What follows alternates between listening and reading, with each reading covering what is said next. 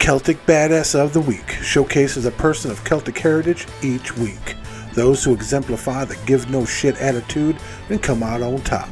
They may come from our past or our present, but rest assured they come from all walks of life and legend. They are men, women, even old ladies and pirate queens. Now you don't have to be a muscled up Celt in a fur kilt swinging a mighty sword. You can just be a 4'11" Welsh woman and suffragette who knows jujitsu. Now most of these badasses are all too real, and while some of these are only legend, they're badass legends.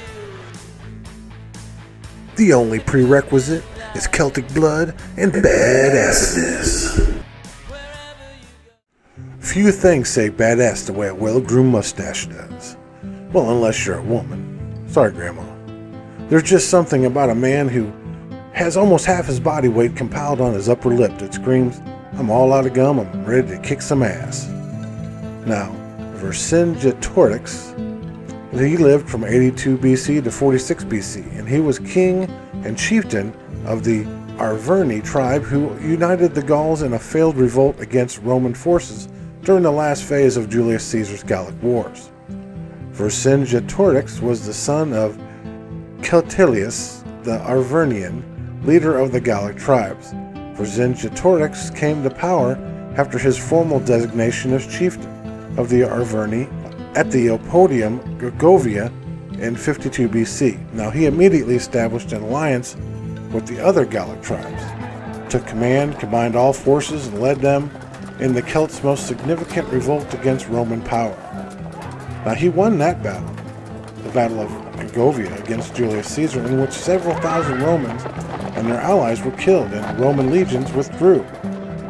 Although he won this battle, the war was far from over. Caesar had been able to exploit Gaulish internal divisions to easily subjugate the country, and Vercingetorix attempted to unite the Gauls against Roman invasion, and he did it a little too late, or he just couldn't get the other tribes to see the benefit of a united Celtic nation.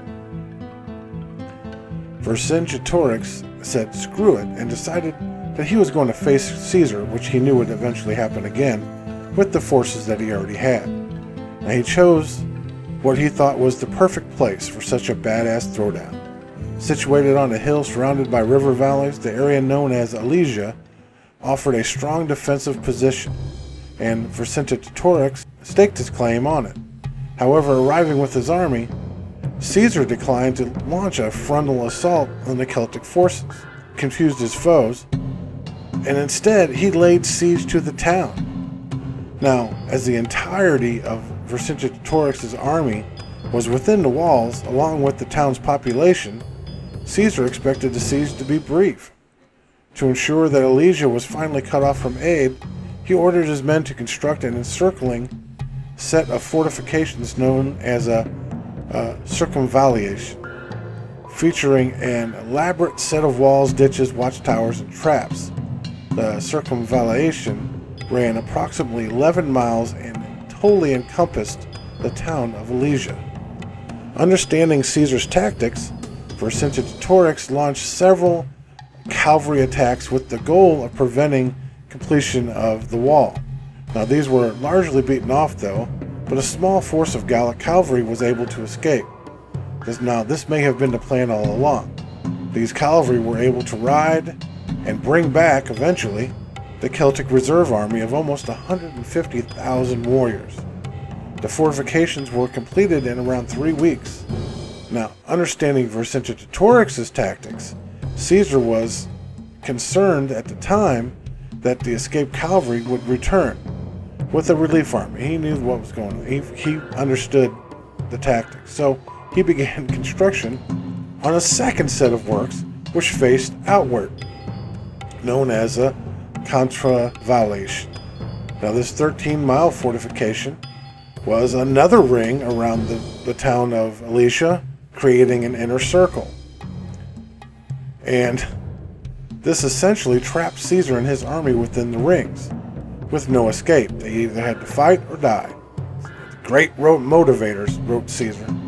Now, occupying the space between the walls, Caesar hoped to end the siege within before aid could arrive. Within Alesia, conditions quickly deteriorated as food became scarce. Hoping to alleviate the crisis, the Mandubi sent out their women and children with the hope that Caesar would open his lines and allow them to leave. Such a breach would also allow for an attempt by the army to break out, so Caesar refused, and the women and children were left in limbo between his walls and the internal walls. Lacking food, they began to starve, lowering morale of the town's defenders. Now, late in September, Vercingetorix faced a crisis with supplies nearing exhaustion and part of his army debating surrender. His cause was soon bolstered by the arrival of a relief army under the command of Commius and we'll just call him Vercingetorix because that name is like way too long. On September 30th, Commius launched an assault on Caesar's outer walls while Vercingetorix attacked from the inside. Both efforts were defeated as the Romans held. The next day, the Gauls attacked again, this time under the cover of darkness. While Commius was able to breach the Roman lines, the gap was soon closed by the cavalry led by Mark Antony and Gaius Trebonius. On the inside, Vercingetorix attacked, but the element of surprise was lost due to the need to fill in Roman trenches before moving forward. As a result, the assault was defeated. Now, beaten in their early efforts, the Gauls planned a third strike on October 2nd against a weak point in Caesar's lines where natural obstructions and obstacles had prevented construction of a continuous wall. Moving forward, 60,000 men, led by Vercingetorix, struck the wall in a weak point while Vercingetorix pressured the entire inner line. Issuing orders to simply hold the line, Caesar rode through his men and fought alongside them to inspire them on to victory. Now, breaking through, Vercingetorix's men pressed the Romans. Under extreme pressure on all fronts, Caesar shifted troops to deal with threats as they emerged, dispatching Labienus's cavalry to help seal the breach. Caesar led a number of counterattacks against Vercingetorix's troops along the inner wall.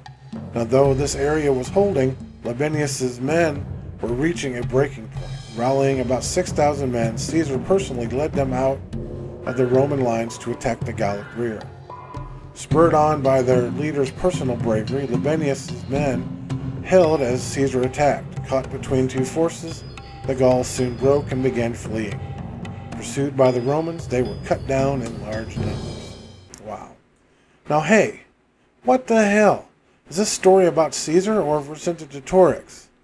Well, I'm getting to that. You see, with the relief army routed and his own men unable to break out, Vercingetorix, this dude, he did the most badass thing a commander of any army could ever do. An act which made him the most badass Celt in all of Celtic history. He made arrangements for the care and safety of his people and warriors, and then surrendered the next day, presented his arms to the victorious Caesar. An act so outside of Celtic tradition that it shocked the Romans and Caesar, and as shown in Caesar's writing, changed the way Caesar looked at conquest and his people for the rest of his life. As with most battles, though, from this period, precise casualties are not known. Roman losses were around 12,800 killed and wounded, while the Gauls, they suffered up to 250,000 killed and wounded, as well as 40,000 captured. The victory at Alesia effectively ended organized resistance to Roman rule in Gaul, or any hope of a united Celtic peoples. After Vercingetorix gave himself to the Romans, he was held prisoner for 5 years in 46 BC as part of Caesar's triumph. Now, he was paraded through the streets of Rome, but not like they usually do. Not in a degrading way, but in a way to celebrate the defeat of a great warrior. It was almost celebrated. And then he was executed. Vercingetorix is primarily known through Caesar's Commentary de Bello Gallico, commentaries on the Gallic War.